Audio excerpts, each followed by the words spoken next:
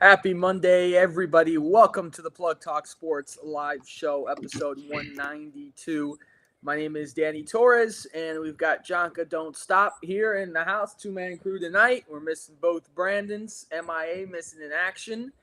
But here we are, start of a brand new week. I think this the last week of July?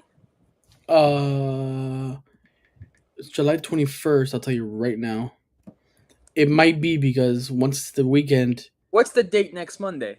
next Monday is the 28th, so it is still Okay. July, but it would technically, Next Monday will be our final show of July. yeah. So wow, time is moving pretty quick. I feel like just the other day we said welcome to the first show of July, but here we are, uh, another show, another week of sports headlines in the summer. Jonka, let's go into our usual. Give me some bad news from the past week. It could be personal, it could be sports. Bad news. Um, I haven't really had any bad. I had a pretty good week.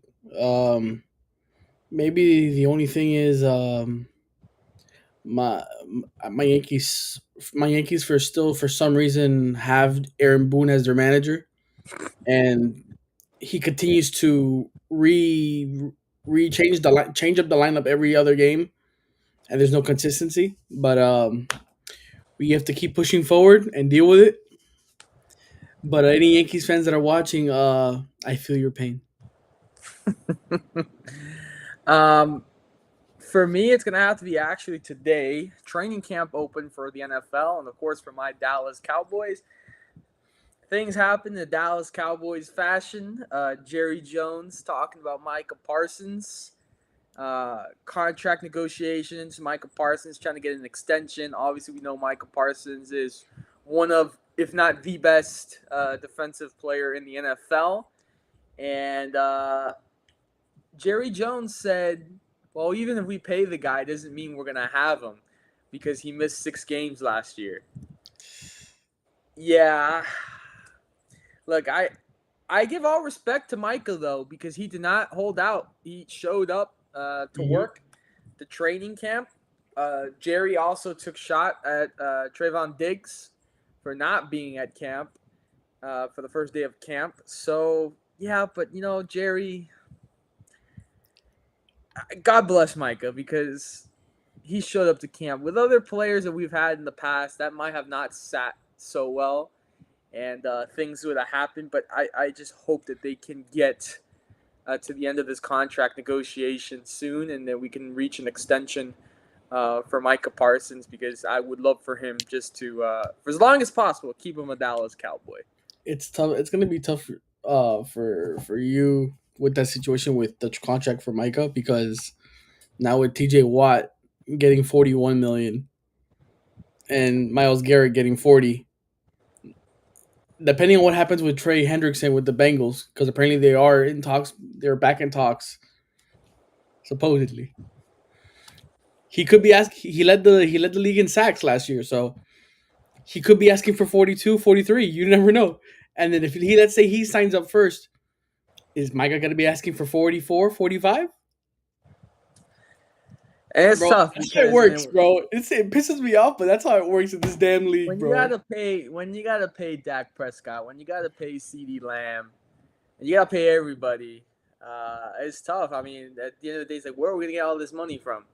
Uh, yeah, I was actually seeing today, Dak Prescott is the highest paid quarterback in the entire league.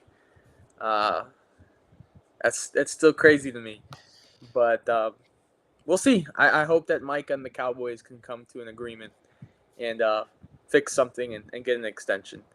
Uh, Good news, Jonka. Hit me with the good news. Good news. Well, for people that don't know or don't follow my social at Chalk Don't Stop, me and Daniel were at Washington D.C. for his Yep. birthday, which is on the 13th. For anybody that didn't know, uh, yeah, we traveled. Thank you for the invitation, by the way. Um, we went through all. We went to the Capitol. We went a bunch of museums. We got to see the Lincoln Memorial, see where he got shot, where he died. Exciting. Uh, I got my brother donuts because for some reason he wanted donuts.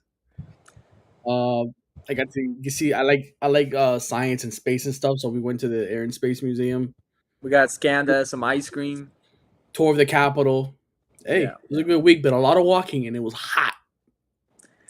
I want to say, now that you mentioned that, shout out, because that was actually going to be my plug of the week as well. Shout out to Congressman Carlos Jimenez Yeah, shout out. uh, for letting us go there and have a personal private tour, and as well as getting inside the gallery, which was really cool. A lot of people that you watch on TV were right there, right in front of us. So it was really cool. It was really hot. I am thankful for that. Maybe 1 or 2 days where it was really dark and it rained. I was very grateful for that. I don't know about you, but I worked out today and it was a struggle. My legs were feeling all of those 33 miles that we walked. The last day I was dragging. I couldn't anymore. I think you and I. Well, I think I before you. I knocked out as soon as we got back. I knocked out. Uh, I was out. I When I got back, I had to fill out some orders for some cards that I had like shipping cards out. I had some I was orders gone. ready, bro. Oh yeah, shout out to anybody that wants to buy cards. Let me know. Just DM me. But yeah, I got home. I finally had a good like night's sleep. Didn't wake up till like 2 in the afternoon, bro. Had a like oh so good, bro. It was arrested. My feet were like thanking me the whole night, I will say though, those hotel beds were pretty good. I bro. can't lie. I It can't was lie. good. But Shout out, anyways, bro. yeah. Shout out. The lounge, the breakfast was great. The staff was great. Everyone was great. Um, Lincoln's Waffle Shop, of course. Good experience there. Um, but anyways, let's get into sports. Let's get into our first order of business of the evening, and it's going to be Max Holloway versus Dustin Poirier in New Orleans. This is Dustin Poirier's final fight of his career. He walked out with Lil Wayne, and that's just a little nod to Lil Wayne being snubbed from the Super Bowl in New Orleans. Poirier gave him that opportunity to walk out with him uh, to the octagon, but man, for Dustin Poirier, I mean, the guy started his career off a little shabby, lost to Conor McGregor, and then all years later defeated Conor McGregor twice in a row. Uh, but unfortunately, in this fight against Max Holloway, I mean, it was an absolute war as we expected. Absolute war as we expected. I mean, it was very high paced. You know, it was a back and forth battle, I would say, and it went the full 5 rounds. Um, I think in round one, Poirier came out swinging and on fire as we expected, and I think Max Holloway was a little stunned by that. Uh, Round two, I think Holloway kind of just adjusted to what Poirier was doing in the first round and was throwing some combinations there. And even though Poirier continued landing, um, and had, of course, the most powerful shots. And we know what Poirier can do uh, in the boxing position. Um, Round three, of course, was Holloway even better. Um, just doing his thing. Uh, he put on the pressure definitely in round three. And round four was a close one. It could have gone either way, I think. They both landed some big shots on each other. Of course, some knees, some elbows, even a takedown attempt. And it showed some cardio. And in that fifth and final round, I think both of them were exhausted. Uh, both of them were just slowing down a bit, but they closed out strong, and uh, Holloway was able to counter Poirier's punches and stay in there. And at the end of the day, Max Holloway got the win, but it was an emotional moment for Dustin Poirier at the end, leaving his glove at the middle of the octagon and calling it a career.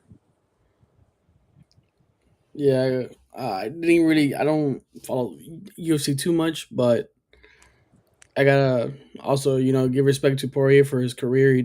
He's done pretty well for himself. But from what you just said, It seems like it was a really good fight. Yeah. It was a really good match. Uh, Now, could I know we've been seeing lately a lot of fighters come back. They say they're gonna retire, then come back because I don't know certain situations financially or whatever. Could this be the real end for Poirier? I don't know. Based on what you told me, apparently he could still Yeah, fight. definitely. So could I see a comeback? Ah, well, eh, I don't know. How old is he? I'll confirm that for you right now. I mean, If he's in the high 30s, then it could be. He could be done. But if he's like mid he is 30s, 36. okay, so mid 30s. All right, I could see maybe a comeback, and maybe he tries one more time with this. I forgot his name. The one he just fought, Max Holloway. Holloway. Yeah, I think he'll do one more rematch if it's on the table and the money's right. I think he'd do it one more time. But I think the way he went out, putting the glove away, that it's like it's done. He's It got. depends on the personality, man, because we get fighters that say, "Oh, I retire," and then they come back all the time. But then there's people like Poirier, where when he says something, he really means it. And I know he wants to spend more time with his family. Respect Um, it.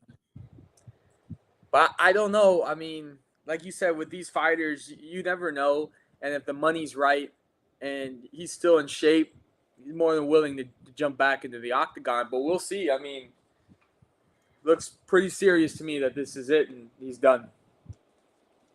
Yeah, I mean, I wouldn't be shocked if he tries boxing instead of UFC, maybe just for like a celebrity fight or something.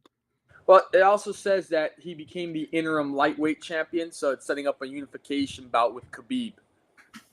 Hey, I'll take it. Khabib, Anything a fight with Khabib, even though Khabib's retired as well, is that would interesting. be nice. I gotta agree. That would be very nice. I can't lie. But again, I believe this was a back and forth fight. Um, honestly, it could have gone either way. But I think when it comes down to mixed martial arts or even boxing, usually the way it goes is if you don't knock out the champion, you're not taking the belt away from them.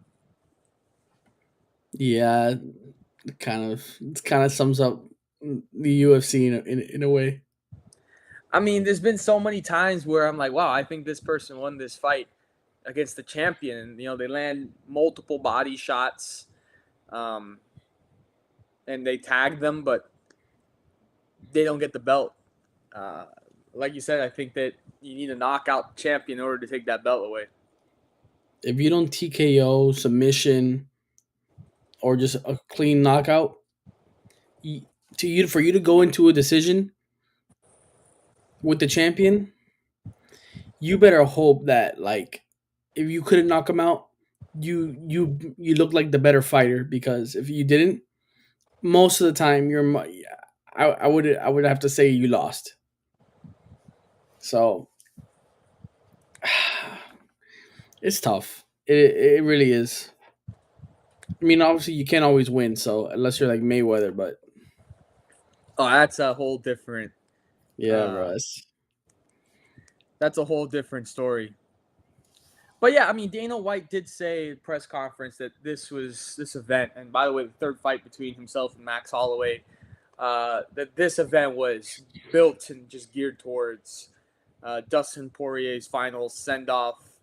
Um, yeah, this one really ended his storied career. I mean, I know after the last fight, he said that, oh, I'm done. Maybe I can push for one more, and that one more ended up being this fight against Max Holloway. Um, so again, I tell you, John, I think he sounds done for sure, and he leaves a legacy of 30 wins and nearly 11 fights of the night bonuses, and he's definitely going to be a future UFC Hall of Famer. Yep, I would have to Uh, agree. So this is we're gonna get into here some football. The Washington Commanders signed. This is a two-part topic here, but the Washington Commanders signed Von Miller. I think this happened last week while we were in Washington, I believe.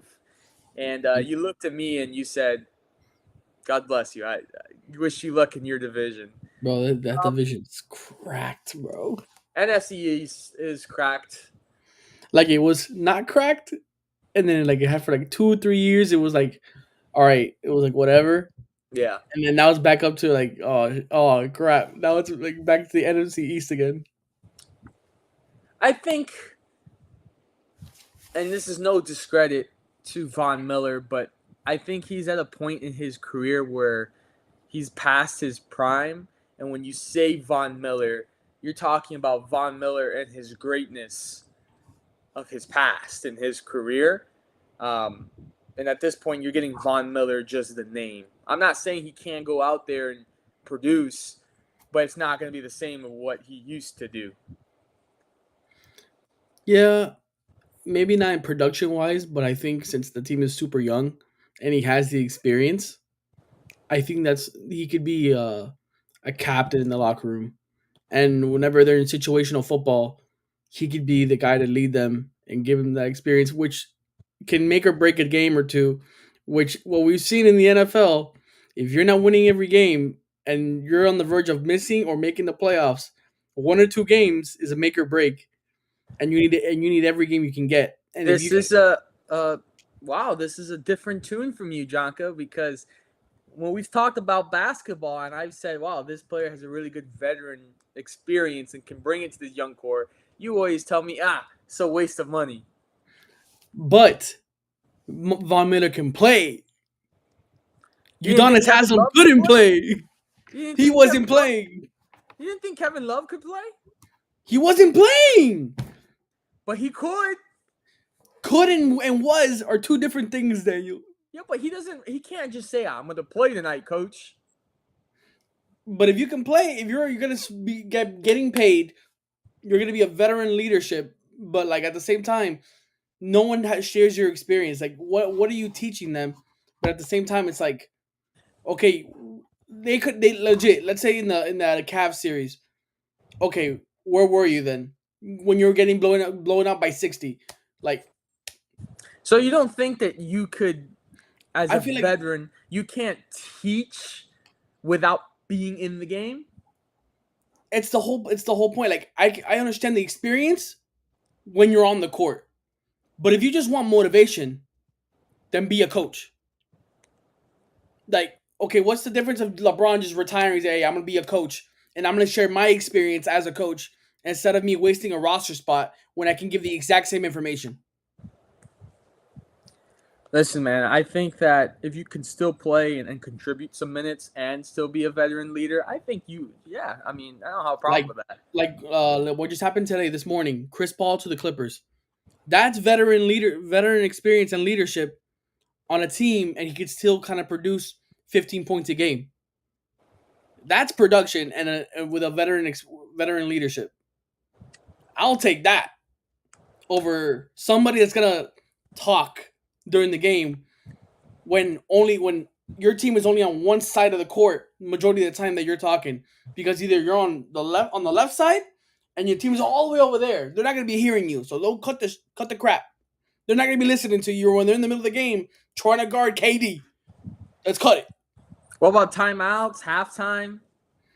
You think they're gonna be listening to Kevin Love at the halftime, or are you gonna be listening to your coach giving out the play and the situation that's at hand? You'd be surprised. I don't know. To me, I think that little, I feel like that Udonis has some Kevin Love thing is like old school now. I just think they just need to move on and just. Well, we're not talking about basketball. We're talking about football. So go So ahead. okay, but do you think that Von Miller is going to improve this Commanders defense? The Commanders' defense was actually pretty good last year. I mean, Ranked 12th in points allowed per game last season and 12th in total yards allowed. Rush the middle of defense the pack. ranked 31st to 32nd, allowing about 135 point yards per game and a league high 5.0 yards per carry, and passing defense was stronger, ranking in the top five. Opponents averaged 189.5 yards per game through the air, and completion rate was around 62.7%. It's not bad. It's more like they got some good parts of the defense and some of the majority middle of the pack. But now they have that experience, and then if let's say since Von Miller's there now, any player that has some sort of like weaknesses that are being exploited, he can point them out. Tell these young guys like, hey, you're doing this wrong. Fix this, and you'll be a better player for it. If it comes to a division game, or maybe a game where you need that win, that can be make or break in a touchdown or a stop. So I feel like he is going to be useful in the team, especially that they're really young. And the defense was like around, like you said, middle of the pack ish on average, or maybe like just above average. I like it. I think he'll help. So the defensive line itself was rated one of the worst defensive lines in the NFL. Yeah, they Um, didn't put any pressure on the quarterback. in the Which offseason, Jonathan Allen was released, um, but the team added Javon Kinlaw, mhm. who is a big pickup, I think, in my opinion. Um, they did lose Dante Fowler Jr. Yeah, unfortunately, Dorrance Armstrong is former Cowboy. He is returning 5 sacks in 2024, not bad. and Bobby Wagner's back at middle linebacker despite his age. And I don't know. I mean, I really do like for them the pickup of Kinlaw, and obviously you got Von Miller now. Um, Dorrance Armstrong coming back as well as Bobby Wagner, but is that enough to move the needle significantly from having one of the worst defenses in the league? I don't think it's enough. I think it's just for them to stay competitive in a way. I I have the I actually have either the Eagles or the Cowboys getting first in the division, and I got the Commanders in third because I think as good as Jaden Daniels had a rookie year, You think he's going to I hit don't that think sophomore slump? I think the teams are gonna like. I mean, look how many games they won by like one possession, like the crazy Hail Mary against the Bears. Like a lot of like crazy situations happen where they won in like miraculous time. Is that gonna happen again? I doubt it. So their record is not going to be as good as last year's. So I don't see them being as one of the top two teams in the NFC East, especially that they obviously could not compete with the Eagles. No. And I do not think that they can compete with the Cowboys roster wise at this point, unless they less than like the next 2 years they can have good defensive drafts. Yeah, it's not going to be enough. So Um, I mean, at cornerback, this is a big name here. They do have Marshawn Lattimore uh, at cornerback, but it helps, but I think that's another thing that's past its time. it wouldn't shock me if they signed Stephon Gilmore. Like, let's get a whole super veteran defense, bro. Like, it Hey, we tried that experience in Dallas, and it wasn't bad. wasn't that it wasn't bad. That was like 2 years ago, though. Yeah, I don't know where he was last year, but I think he was on the Colts. yeah, it wasn't bad. There was rumors of us trying to get him back, but I didn't really pay attention to that. But I agree. I think this year the NFC East will be battled between the Cowboys and the Eagles. I really do think the Cowboys have really improved their roster. Now, this could be a crazy, not hot take, but kind of like steaming. If the situation with Terry McLaurin and the contract doesn't get resolved, and let's say they're gonna play out this season without a contract, or he holds out, I can see the Giants taking third, bro. I can see If they the lose Giants had McLaurin, bro with McLaurin playing, they get third at least. But if Terry McLaurin holds out because he wants his money, I got Giants taking third. The Giants to that's me are a sleeper, that's. bro. I The think that's a Giants are a bold. sleeper to me. I think that's a Russell bold take. Wilson, Cam Scatabo, Tyron Tracy, Malik Neighbors, Jalen Hyatt, bro. Good playing with me. That team is low key. It's nice. It's low key. Little. It's getting there. And they got Tavon Thibodeau back, bro. You're really gonna believe in Russell Wilson at quarterback? It's better than what they have with Daniel Jones.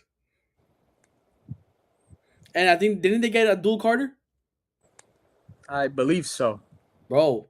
Thibodeau and Abdul Carter on both sides, bro. They're gonna put pressure on the QB. It can. I'm telling you, they could be sneaky if they have if Russell Wilson actually has a good year. They could be real sneaky. So the second part to this topic comes in the form of actually government.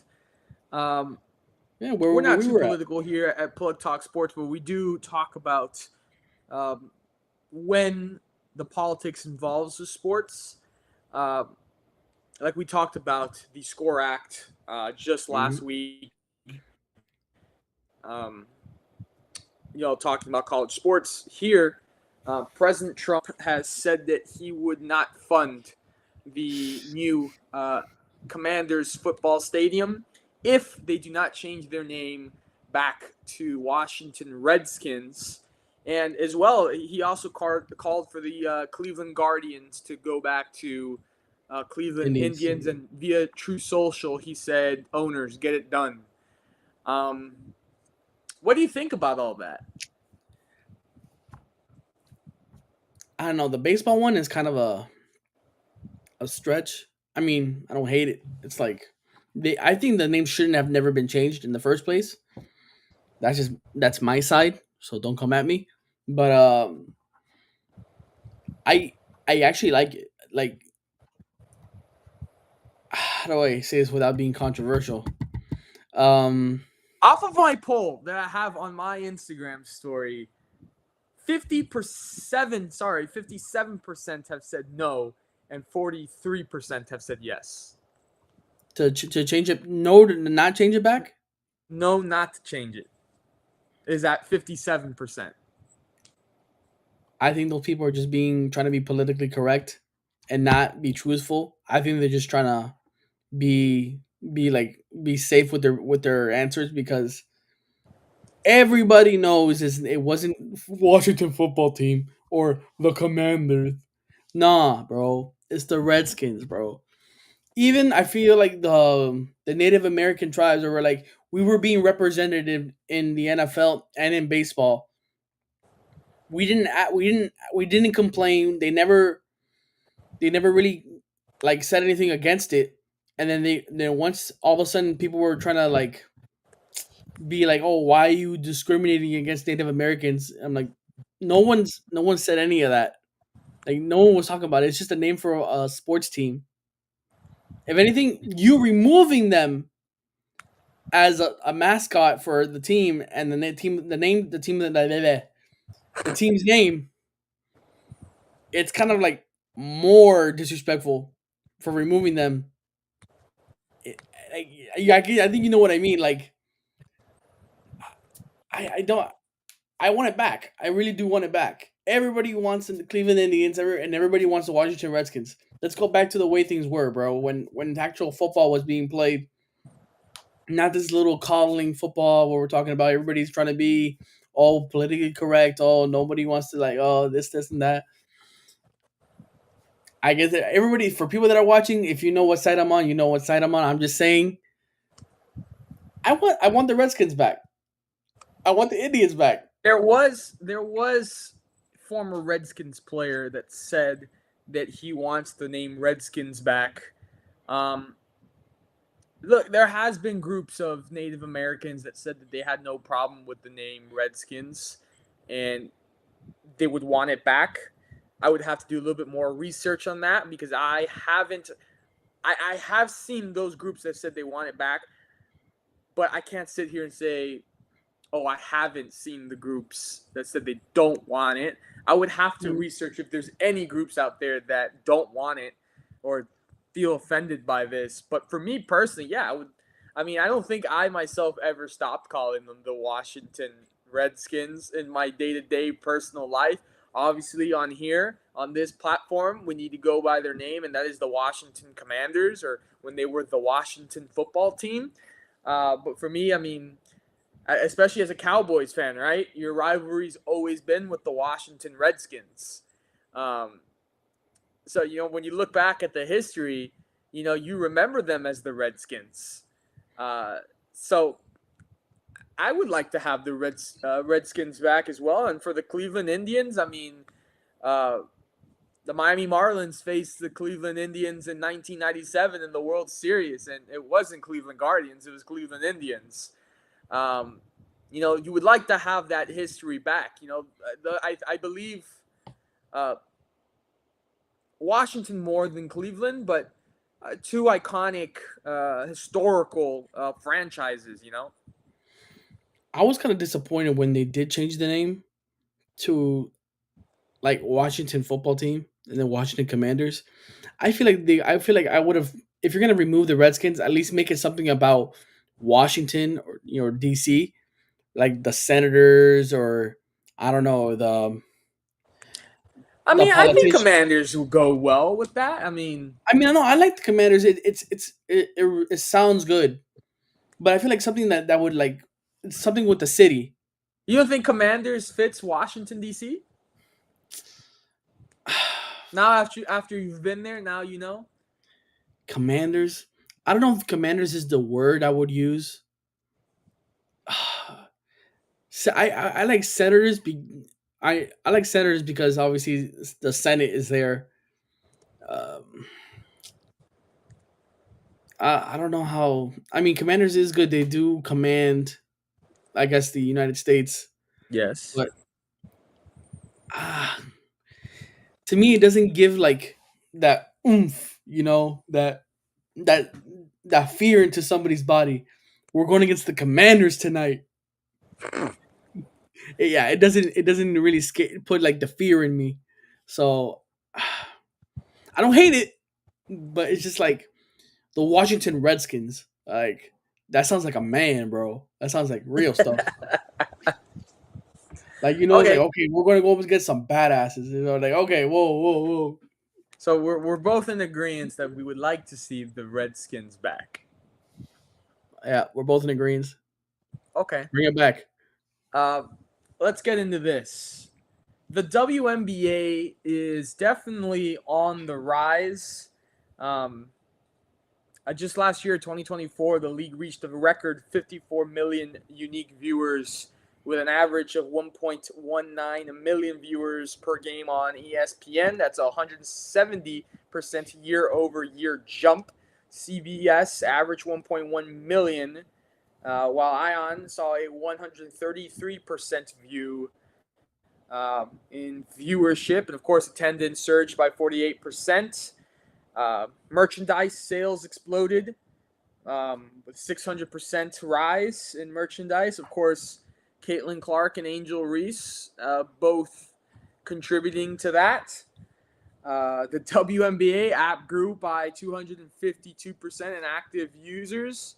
And believe it or not, league pass subscriptions increased by 366%.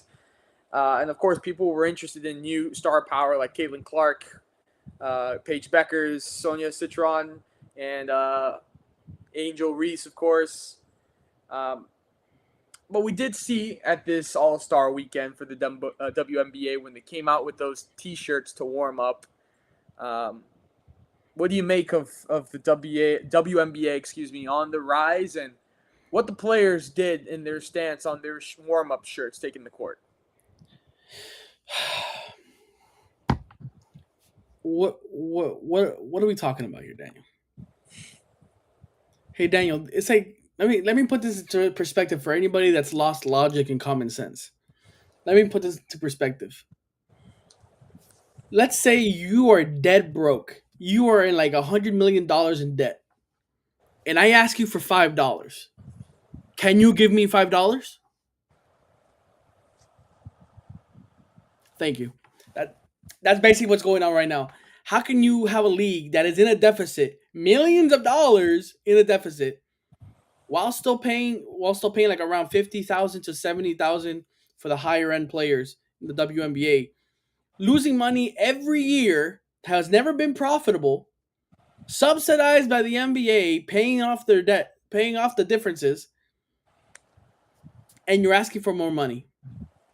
The tensions And are, then are are high with the collective And then, bargaining funny agreement. enough, how it works, they're all of a sudden now asking for more money.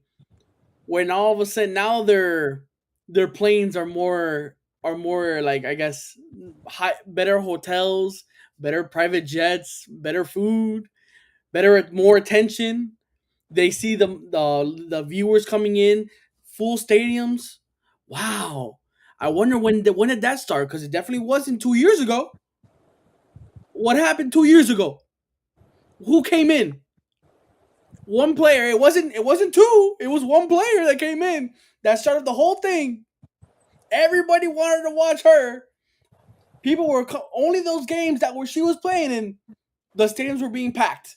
No other stadium was being packed unless she was playing. Everybody knows. I'm not gonna say her name because everybody knows who it is, so I don't have to mention anybody. But I'm just making the point. If anybody deserves to be paid, it is that person. Nobody else. I don't care what trophy you get. It deserves that person.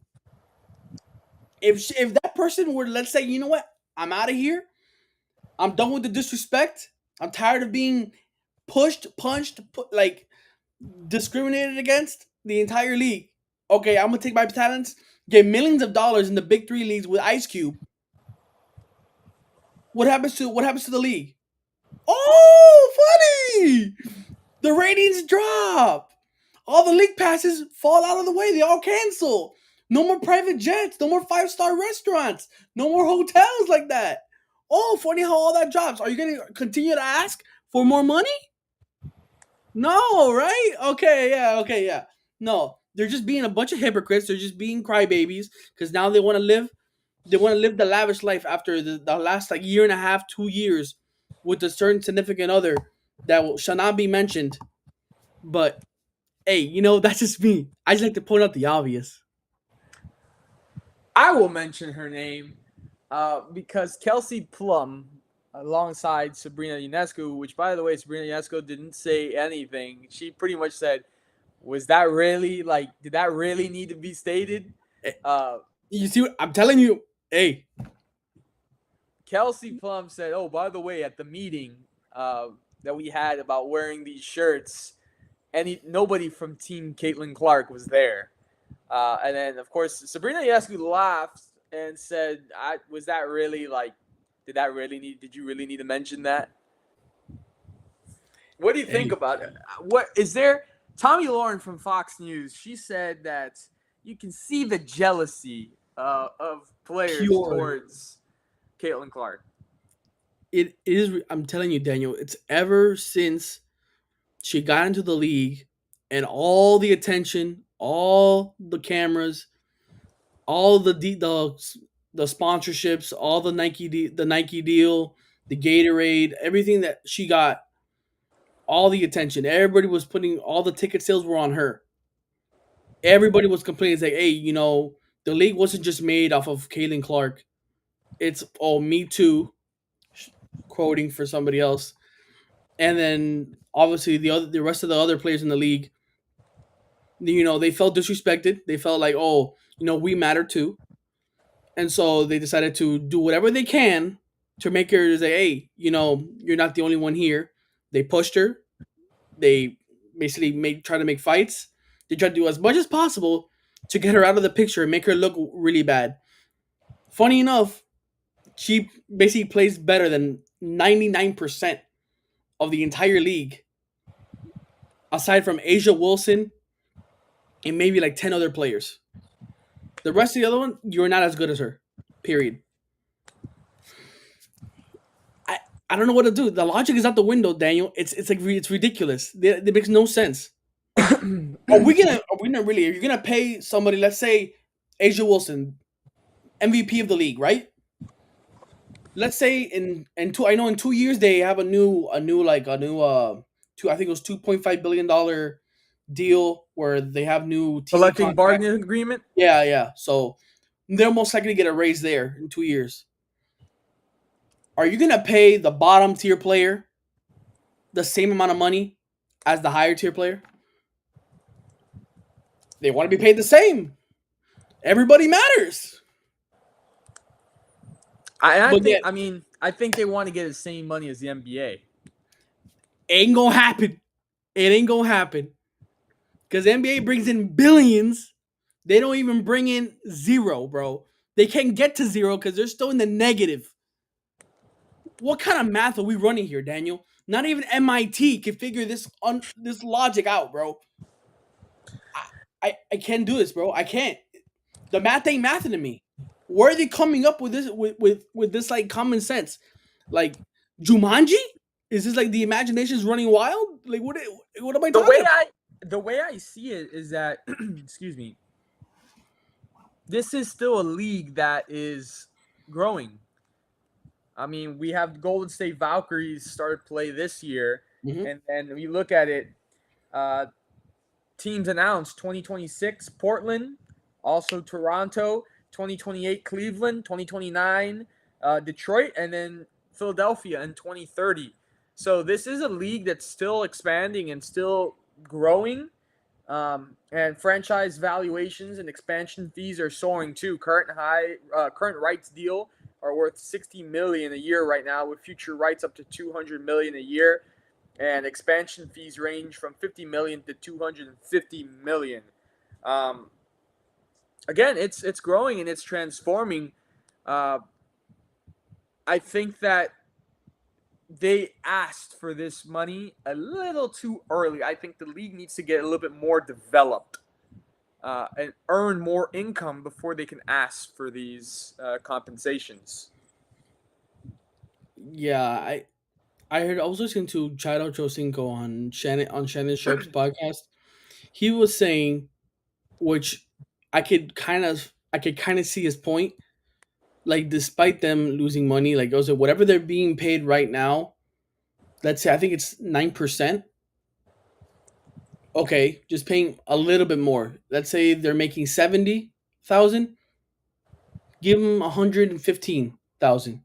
Just a little bit more makes a little bit of a difference, and maybe this outrage, this like uproar goes down a little bit.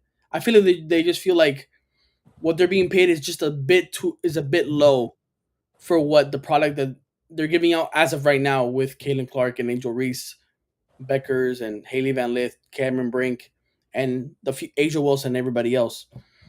Would you say though, because of Caitlin Clark, that people are now more interested to become fans of other players?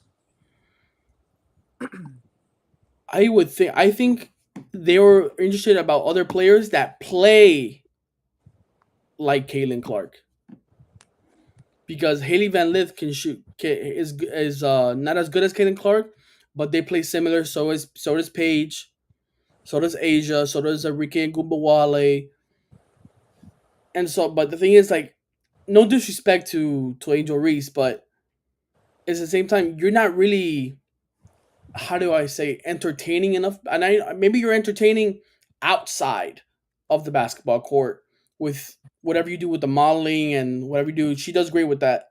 Yeah. But like, what's more exciting, seeing you get a double double with rebounds and just layups, or watching Kaden Clark, Paige, Haley Van Lith, and everybody else shoot threes, fadeaways, behind the back passes, making the game really entertaining? That's what we were gonna go to watch. So that's just my opinion. I feel like if we had more players like that, I feel like the game is gonna grow way more. People are gonna be way more interested. Like, tell me before Kaden Clark showed up, who played like her in the WNBA? Who brought that Well, excitement? I think the hype before Caitlin Clark was Sabrina Ionesco. But that's because she can only spot up and shoot threes. But like, making plays, outlet passes, behind the back, bro. Like all those plays. Like was Obviously, anybody Diana doing that? Taurasi was another WNBA legend. Yep. But I don't think they've seen a talent like Kaden Clark, and I think that's why she's so special and why she's getting all that attention. And then obviously the drama between her and Angel Reese from college, obviously like amps up Yeah. the thing because people say they don't hate each other. No, trust me, I have a feeling they don't like each other. Like let's cut the crap. Like, they do not they do not like each other. Period. Like stop it. So that just creates more tension every time Chicago Sky and Indiana Fever play. Tickets skyrocket. Like they had to move from the Fever arena Arena. to even a bigger stadium because they weren't able to fit everybody. There were so many tickets that were available that they Gainbridge kept moving. Fieldhouse. Bro, it's crazy. Yeah. And then all of a sudden, oh now, Caitlin Clark is having kind of like a bad, not like a bad year, but Yeah. an injury year. Tickets are just dumping because she's not playing. So at that same time, it's kind of showing the value on the person on what she brings. I don't see anybody else doing that. If Angel Reese doesn't play, I mean, who cares? Because Camila Cardoso is actually playing better than her. I mean, the new coach had to bench Angel Reese because she wasn't doing really anything. So I'm just pointing that out. We're going to move on here, and I want to ask you to start off the next topic. Do you think the Baltimore Orioles regret trading Kyle Stowers? 100%. 100%. And I can even tell you this: I'm already on the lookout on eBay for Kyle Stowers cards and autographs and everything else because his stock is going up. So we talk about this because the Miami Marlins have said that they will not trade Kyle Stowers. BS. BS. I'll see it until I goddamn believe it. There's no way, bro. So What are they gonna offer? you're saying you're calling their bluff. I'm calling their bluff. The team that has like a $76 million payroll entirely is all of a sudden gonna spend how much money on one player? You're not gonna. You can't. There's no way you're gonna pay him $100 million. Are you gonna pay him $100 million? 120?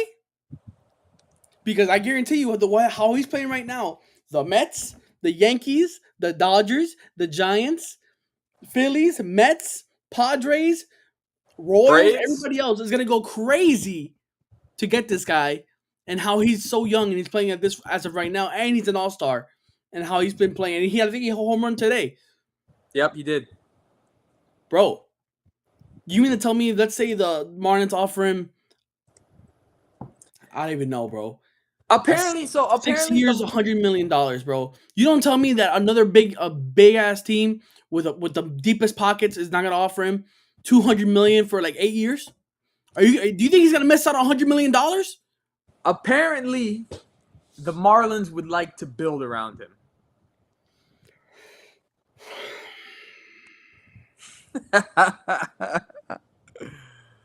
Oh. To build around the player, you better pay him for a long period of time. The last time they did that was with Giancarlo Stanton, and Yep. we know where he is now. On the Funny enough, Yankees. he hit a home run today. So let's see. They gave him $300 million for 13 years. The Marlins are still paying his contract, a part of his contract. Make that make sense? Exactly, exactly. It's mind boggling, Daniel. I'm telling you. I'm telling you right. I said it before. I need to see it to believe it. That pen to paper, signature on it. He signs the contract extension. I have to I have to agree with you because I think for us and many people who reside in South Florida, at this point nobody trusts the Marlins front office to do what's right for the organization and for the fans. So with this Kyle Stowers situation, it's pretty much we'll believe it when we see it.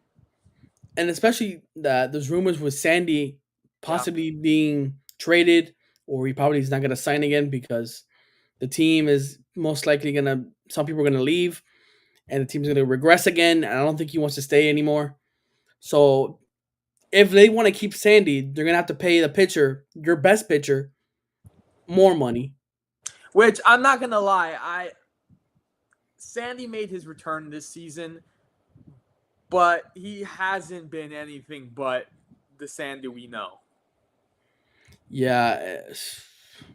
Which that could be a reason for the Marlins to move him. Be like, hey, look, you're not what you used to be. Hey, I think the at the end of July is the deadline. So we're gonna see what happens. Hey, if the Marlins really believe that Kyle Stowers is their future, there should be a contract extension as of right now. Right now.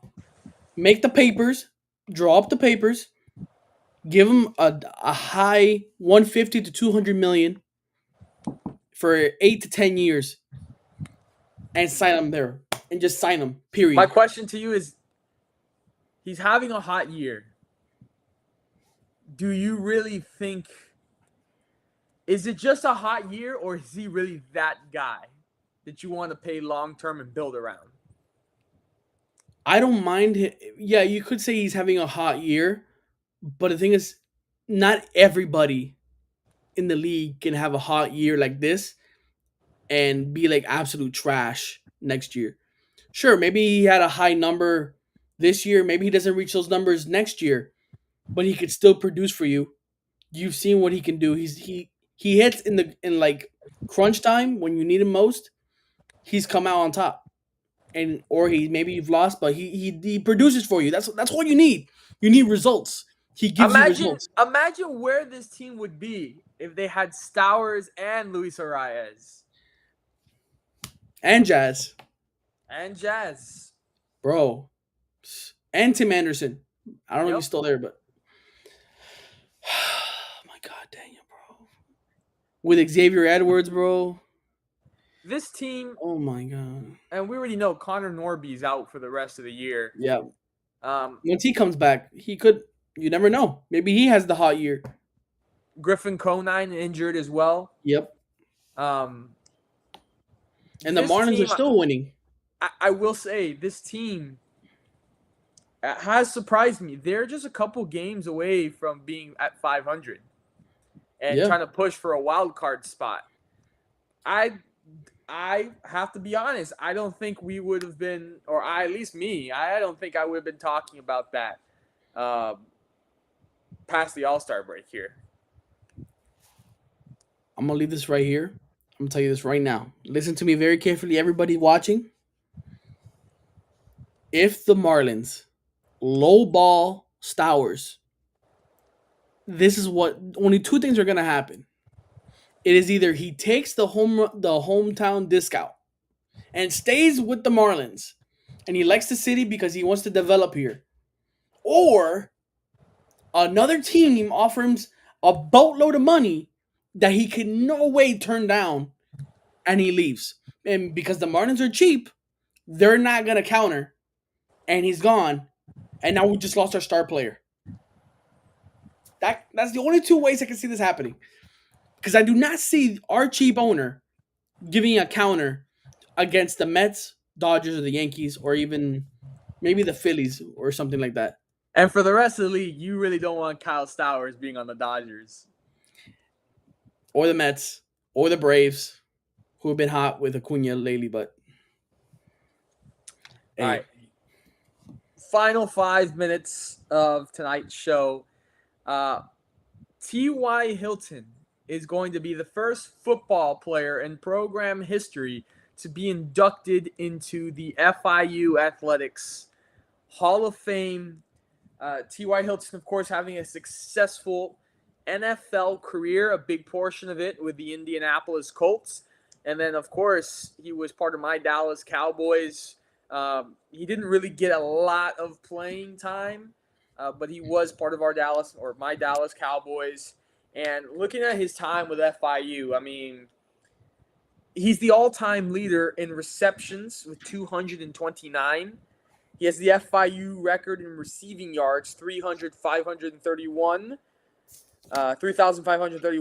He is the FIU record in receiving touchdowns with 24, and has a career average of yards per reception 15.4. All 4 years, he was first team Sun Belt Conference, which is the conference FIU was a part of when he was there. Of course, they're now in Conference USA. Uh, he was the Sun Belt Player of the Year as a junior. He was the Bowl MVP as a junior in the Little Caesars Pizza Bowl. He had, where he came onto the scene, a punt return for 74 yards against Kansas. And then the very next year, as a sophomore, FIU played Alabama up in Tuscaloosa. And his very first touch of the game, very first touch of his sophomore year, goes 96 yards to the house for a touchdown on Alabama. So this just goes to show you the guy that we were dealing with here. I mean, again, holds records for career receptions, receiving yards, receiving touchdowns. He had 201 yards versus Louisville in 2011. It was a single game receiving record. 37 touchdowns is at FIU. And of course, like I said, first FIU football player to be inducted into the FIU Athletics Hall of Fame. Yeah, bro. As of right now, I'm trying to find where I had it because I do have a T.Y. Hilton card, funny enough.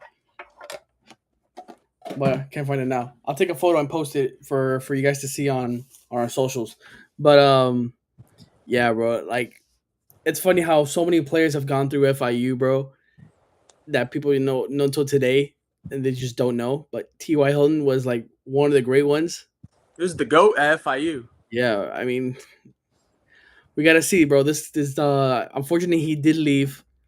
Eric Rivers, he's now at Georgia Tech, but he had a he could be one of the good ones if he does good in the NFL. But to be good in the NFL, it takes a lot today. And T.Y. Hilton, he produced, he did really good. Well, here's the thing. Here's the problem. I think a lot of these young kids nowadays, they quit on the situation and they just leave and transfer to other schools. T.Y. Hilton decided to stick with FIU for all 4 years, and look what he did. He made the best of it. I think there's been several guys that have passed through FIU that decided to leave and go to other situations that could have maybe touched any sort of those records from T.Y. Hilton. I mean, remember Tyrese Chambers? Yep. I think he could have touched the situation there. You talked about Eric Rivers, and this is a tight end here, but he's on the Dallas Cowboys now. He left FIU, went to Auburn. Rivaldo Fairweather. I saw him during my time starting out my career at FIU. I saw him play right in front of my eyes, and he was a monster. Jonnu. Jonnu Smith. Man, T.Y. Hilton really, I remember seeing T.Y. Hilton for my first time in person. I was younger. My sister was in high school. She had gotten tickets to FIU versus Duke right here at FIU football stadium. And FIU was competing with these guys. They were competing with Duke. And a big portion of it is obviously, one, they had Mario Cristobal as a coach, but also they had T.Y. Hilton on the field. And he really was electric, and he really brought people out to what we call the cage to watch FIU football. Hey, I'm telling you, bro. Mario Cristobal can recruit them, bro. He got T.Y. Hilton there, bro, and you saw it, bro. I mean, Duke is D1, bro, and they're in the ACC, which is a step up from Conference USA or the Sun Belt at the time. Yeah. So, I mean, you gotta give the guy credit, bro. Like, despite even though Duke isn't like the top team in the country or whatever, it's still above FIU. They're above average in D1, and especially now with Danny Maez. We're not gonna say his real name. Manny Diaz. That guy's a cancer to me, bro. We're not gonna go into that. Into that. But yeah, bro, like it's crazy to think where FIU is coming, and I think what now with Willie Simmons, if that's I think that's Yep, correct. yep, yep, yep. I'm excited, bro. I'm excited for this season. I'm definitely going to be at more games this year than last year's because I Yeah. think he brought something that the former head coach didn't, Mike and it's McIntyre, yeah. recruiting. Yeah, he did not recruit. This guy has been recruiting. He's got some players from UM. He's Yeah. got some players from UM, and UM does bring in talent. You never know. Maybe it's one of the two players that you bring in that does make a difference in your season. And I think we do get what's his name, Jenkins back, right? Yes. The quarterback. T1 Jenkins, yes. Unfortunately, like I said before, Eric Rivers is gone now. I wish he would have stayed, or else that team would have been disgusting. I think we would have won the Conference USA if Eric Rivers stayed.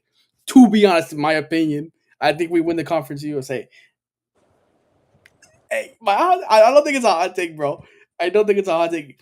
Recruiting makes a difference, and we saw that. Yeah. Now listen, we do play FAU early this year. The thing is, we don't have to beat FAU because they're not in our conference, so it doesn't matter. Just have the best conference record, and you make the conference championship. And you gotta go bowling. That's what I'm saying. Just win 6 and you go bowling. Now, some people they don't really. Some universities don't really care for bowls. Like I you think know, this program will. I think they care for they want to win something. They want to see some sort of improvement or some results from what everything that's gone on this offseason, which I'm excited for. I would love to be at the bowl. I am going to be at the FAU game. I think it's this year. Yep. So I am going to be there. We're going to have some content there for sure. Yeah, 100%. You can for sure. guarantee it. I'm excited as well as an alumni, and being part of the program at the athletic department, being close, and in my opinion, I was so grateful and thankful for my time there. Obviously, kickstarting my career and being part of those Butch Davis years, seeing the Bahamas Bowl, seeing them defeat the University of Miami. I was there for those years as part of the athletic department, and commentating the sports there. It was some great years and some great memories there at FIU. So, and also as an alumni, can't wait to watch FIU football this year. And again, congratulations to T.Y. Hilton on that remarkable achievement. But that's going to close out tonight for us, ladies and gentlemen. We hope that you guys have enjoyed the show tonight. We'll be back next Monday for episode 193. We hope you guys enjoy the rest of your week and have a good night.